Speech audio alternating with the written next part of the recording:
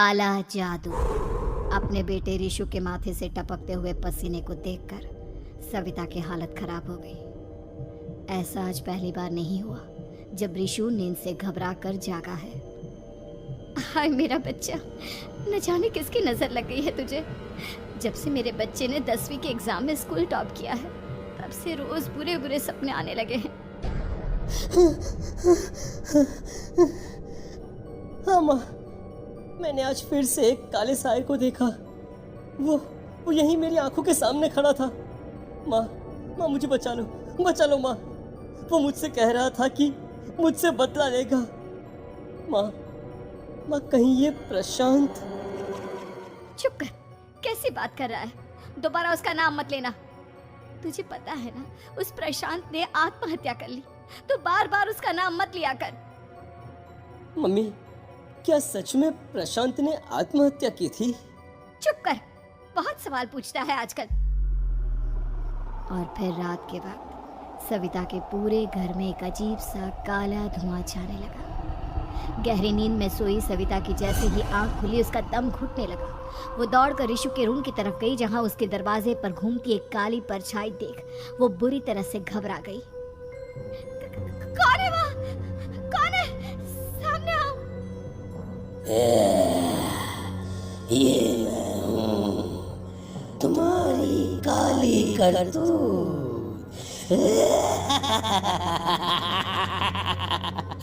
और अब मैं तुम्हारे बेटे को ले जाने आया हूँ। नहीं, मेरे बच्चे को छोड़ दो प्लीज। मेरे ऋषु को कुछ मत करना। वो परछाई ऋषु के कमरे में घुस जाती है। सविता भी उसके पीछे पीछे दौड़ कर जाती है और देखती है कि अब वो साया साफ नजर आ रहा था। वो सर से पैर तक खून में सना हुआ था और उसके शरीर के सारे अंग कटे फटे हैं। क्या चाहिए तुम्हें?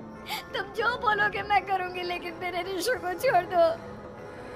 उस परछाई ने ऋषु को गर्दन से पकड़कर दीवार के सहारे हवा में उछाल दिया। ऋषु जोर जोर से चिल्लाने लगा। माँ बचाओ मुझे, बचा लो माँ। ये मुझे मार डालेगा। माँ मुझे बचा लो माँ। नहीं ऐसा मत करो, मुझे मार दो लेकिन मेरे बच्चे को छोड़ दो। मैं तुम्हारे आगे हाथ जोड़ती हूँ। वो परछाई ऋषु को जमीन पर गिरा देती है और अचानक वहां से गायब हो जाती है। ऋषु, मेरा बच्चा, तू ठीक तो है ना? कुछ बोल बेटा, क्या हुआ है तुझे? मैं ठीक हूँ माँ। क्या हुआ था यहाँ पर? कुछ नहीं बेटा, कुछ नहीं। तू परेशान मत हो। हम कल ही गांव के बाहर जो तांत्रिक महाराज रहते हैं उनके पास चलेंगे। ठीक है माँ, हम जल्द ही उनके पास चलेंगे। मुझे बहुत डर लग रहा है माँ। ये बार बार मुझे डरावने सपने आना, ये सब हमारे साथ क्यों हो रहा है माँ? अगले दिन सविता अपने बेटे ऋषु को लेकर गांव के बाहर तांत्रिक के पास जाती है। जिस जगह पर तांत्रिक रहा करता था वो जगह बहुत डरावनी थी। चारों तरफ कंकाल और खूब भूतियां नजर आ रही थी। गांव से दूर वीराने में उस जगह पर जोर से आंधी चल रही थी। ऋषु ने डर कर अपनी माँ का हाथ पकड़ लिया। माँ मुझे बहुत डर लग रहा है। ये कैसी जगह है? देख बेटा, हमारे साथ जो कुछ भी हो रहा है उसका इलाज सिर्फ और सिर्फ ये तांत्रिक महाराज ही बता सकते हैं। अब यही है जो हमें प्रॉब्लम से बाहर निकाल सकते हैं। जैसे ही सविता और ऋषु तांत्रिक की झोपड़ी के अंदर पहुंचे, वहां का नजारा देखकर उनकी आंखें फटी की फटी रह गई। तांत्रिक की झोपड़ी के अंदर कई सारे लोग अपनी गर्दन घुमा घुमा कर जोर जोर से चीख रहे थे। कौन हो तुम और यहाँ क्यों आई हो? महाराज, मेरे बेटे को कुछ दिनों से एक डरावनी काली परछाई नजर आती है और कल रात उसने मेरे बेटे पर हमला भी कर दिया।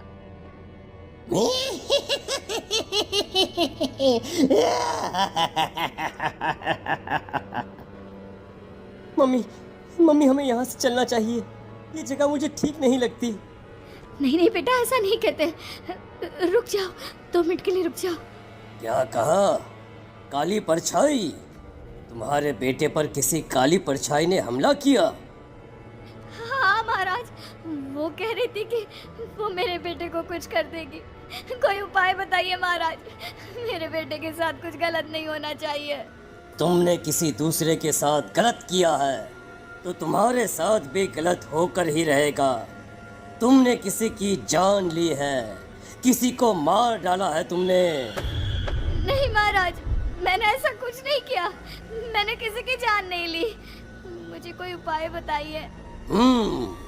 लगता है तुम इतनी आसानी से नहीं मानोगी।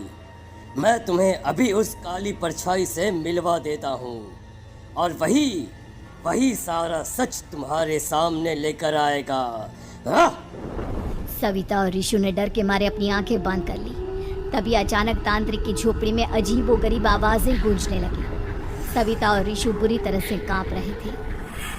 आंखें खोलो और अपने सामने देखो। क्या यही है वो जिससे तुम कल रात को मिली थी? बताओ मुझे। हाँ, इसने कल रात मेरे बेटे के ऊपर हमला किया था। ये उसी लड़के की भटकती हुई आत्मा है जिसे कुछ दिन पहले तुमने मार डाला था। मम्मी ये महाराज क्या कह रहे हैं? क्या सच में आपने किसी की जान ली है, किसी को मार डाला है?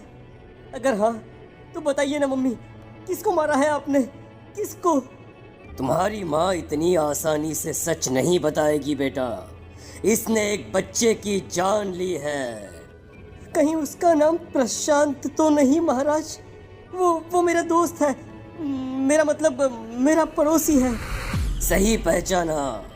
देखा सविता, तुम्हारा खुद का बेटा भी जानता है कि तुमने किसी के प्राणों की बलि चढ़ा दी और इसीलिए अब उसकी बुरी आत्मा तुम्हारे घर में भटकती है। मुझे माफ कर दीजिए महाराज, मुझसे बहुत बड़ी गलती हो गई। प्रशांत हमारे पड़ोसी का बेटा था। हर बार उसके नंबर मेरे बेटे से ज्यादा आते थे और इसलिए मैंने उसके कमरे के बाहर काला जादू किया था, पर मुझे नहीं पता था कि वो मर जाएगा। तुम्हारे उसी काले जादू वाली गुड़िया के अंदर एक बुरी आत्मा थी जिसने उस बच्चे के दिमाग पर बुरा असर कर दिया और उसी की वजह से उस लड़के ने अपनी बालकनी से कूदकर आत्महत्या कर ली। इसकी वजह सिर्फ और सिर्फ तुम हो, तुम।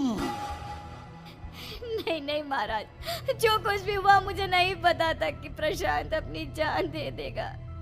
प्रशांत की आत्मा इस वक्त तुम्हारे सामने खड़ी है, हमसे बात करना चाहती है। बोलो क्या कहना चाहते हो? मैं जीना चाहता था, बड़ा होकर कुछ बनना चाहता था। आपके बेटे से मुझे कोई परेशानी नहीं थी। अरे वो तो मेरा अच्छा दोस्त था। मुझे माफ कर दो बेटा, मुझसे बहुत बड़ी गलती हो गई, मुझे माफ कर दो। माफ करने से मुझे वापस जिंदगी नहीं मिल जाएगी। मेरे माँ बाप आज भी मेरे लिए रोते हैं। आपने मेरे साथ बहुत गलत किया है, बहुत गलत। और तभी अचानक प्रशांत की आत्मा वहां से गायब हो जाती है।